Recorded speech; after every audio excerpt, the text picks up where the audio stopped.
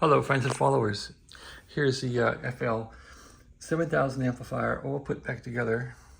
I haven't really tried to test it in the case yet, but I guess we'll try that out here.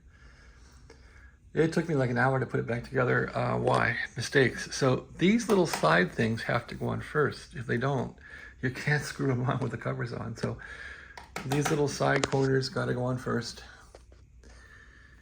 And then the covers go on, and then these side things go on. So to take it apart, you first take off these sides, you take off the covers, then you take off these little side panels. That's how to take it apart. Of course, I didn't pay attention to that and then spent hours rearranging things. Anyway, it's back together. Seems like this thing got an impact on the side of it. It was a little bent up, and I had to kind of unbend it a bit to get it to really manage the case. Even though it came apart like that, it was a little rough to get it together, but it's looking good. So we're all at ready state here, and it's saying ready. It's saying 40 meters band, 7 megahertz, and this antenna doesn't matter. This just goes out to a Yaesu switch out in the yard, but I don't have one of those, so I don't think that matters anyway. So I'm on the lower voltage, pushed in for RIDI, which I want lower collector voltage. Operates pressed in. I want to use the tuner, and I'm on manual mode, meaning that the bands will be selected manually by my pressing the band up and down here. So this will memorize your bands. If you tune it here, it gets it pretty close. So I'm going to try and transmit here. So the first thing I do is you could burn the linear up, this thing up really easy if you just pump a lot of power into it. So I'm not attenuated, but I'm at a low power here. So the way you start this operation off with the 7300, I take it down to like 1% or something. And I say, with the linear not keyed up, and I'm using a foot switch here. So with no foot on the switch and the linear turned off, I key the mic and look at the power. And now when I key this thing, it's set to SWR. At least I think it is. No, it's not. It should be on SWR. Or does it give SWR automatically? I think it does it automatically. I hope so, because I've been using this thing with... Okay, yeah, this will do it. Okay, there's SWR. Son of a gun. Okay, I don't see any SWR. And I think it goes to SWR automatically. So we'll go to power out. There we go. At any rate, with no SWR, I can put the foot switch down, and this is probably putting in 5 watts or something. And you don't want to put a spiky radio that blasts out transient power and then regulates back. You want a radio that's well behaved. With this linear, you'll burn it up. All right, I'm keyed. I can see now on 1% power from the radio here. 7300, 1%, I'm getting on 40 meters. About 60 watts out, and let's see if this meter coincides over here. That says, that's a 200 watt scale. Yeah, it's about 100 watts, it says over there. Seems like a lot. All right, let's click it up one more here. And give it a whack. And we're on power out here, yep. 70 watts. Let's go to 100 on this scale. That's saying 100. Over here, I'm getting what? 100. All right, a little more crank here. 4%. 150. I'm gonna leave it there. And what I'm gonna do now is just cook it and see what the thing will do. All right, I'm just gonna cook this thing and see if it'll kick on the fans and what happens. Here we go. Cook, cook, cook. Cooking. So yeah, this thing's been about 9 days of work, and I broke off the tips of the LEDs, having to go in there and fix things. So I wasn't sure how that worked and busted that one. I busted these two LEDs too, and I can't really find these to replace them, so c'est la vie.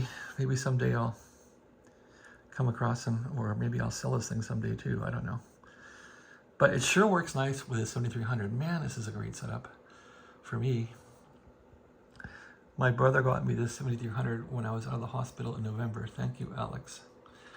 November 2025. I guess, yeah, I inherited this nice radio from my brother.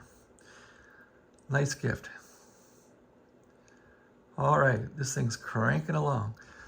It sucks in air from the bottom for the PA. The PAs are right here, and it's gonna blow it out the top. So let's see if the fans, I put a lot of work into making these fans go a little faster. I put on videos on how to do that by messing around with the phasing capacitors to change the duty cycle. So when this thing tries to regulate fans, it will use opto isolators, and there are two LEDs on the opto isolators, and it'll basically use phase to basically turn on one and the other, then one and the other. And depending on how rapid that happens, or I guess not how rapid, but how much of the wave you use, that depends on how much power goes to the fans and how fast they spin. I'm not convinced the bottom fan, this thing is good, but I don't know, it might be. Seems like it speeds up when it gets warmer, so I'm thinking the fan's probably bad bearings or something. But there it goes. So fan 2 is on. That's the PA fan. I hear it spinning up gradually, being a tired, cranky fan.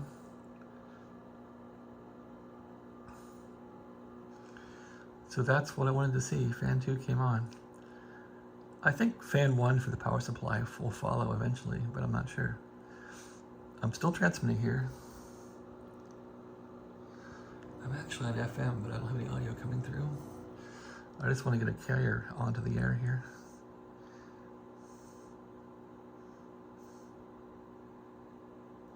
So I'm thinking that fan 1 for the power supply should come up eventually here, but it's not. It should eventually.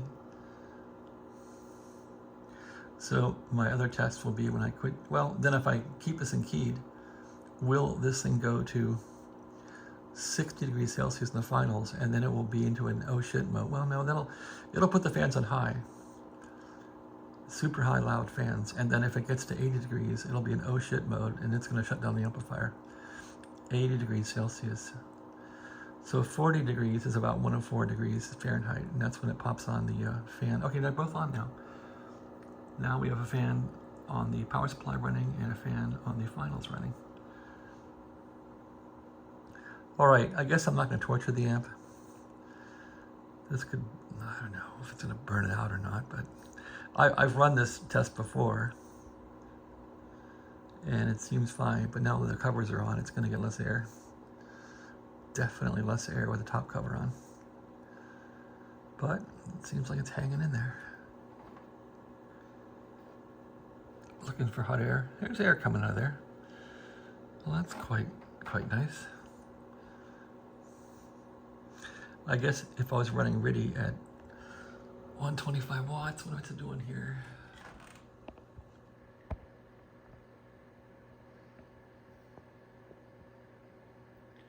Yeah, about 125 watts. That's exactly on the nose. So it's just loafing away here. Well, anyway, this is like watching paint dry for you, and I apologize. Anyway, what can we do here? Power output. There's VCC right there.